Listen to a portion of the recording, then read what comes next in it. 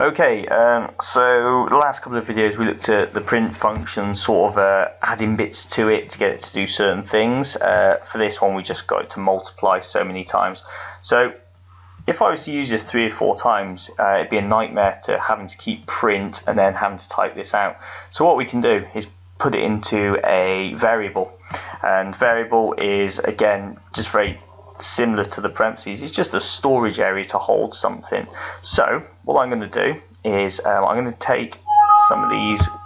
It's going to take some of these bits away because it's far too much. So let's just go back to print eggs and bacon. So if I just run that just to double check it, it should print eggs and bacon. Okay, so rather than having to print this every time, I'm going to put it into a variable. So I'll call it my variable fry-up, and fry-up is equal to this here. So I'm just going to cut and paste that if I can. Cut and paste that.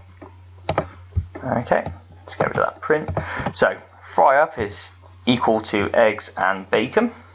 And then I'm going to create a second variable. I'm going to call it fruit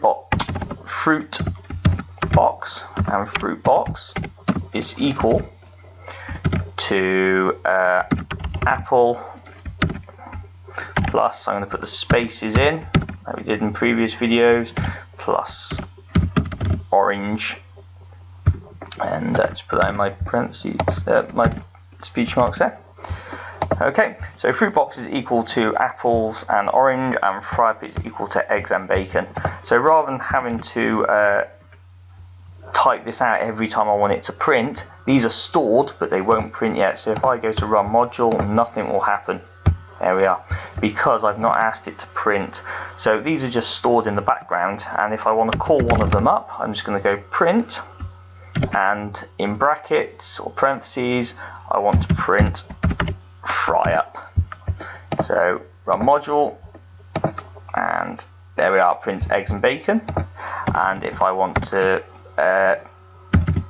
print fruit box, I can run that one, and there we are, apple and orange. If I wanted to run the two of them again, plus fry-up, and I'm just going to put that in brackets or parentheses. I'm going to call them parentheses from now on, and I'm just going to encase that in another set of parentheses, and if I run that now, that should print them too. I think I've spelled fry-up wrong. Oh, yeah, we are. It's very case sensitive, so make sure I've got the smaller p there, and run that one. And there we are, apples, oranges, eggs and bacon.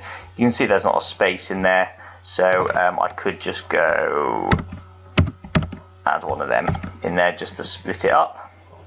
So let's try running that now. And there we go, apple, oranges, eggs and bacon. Lovely.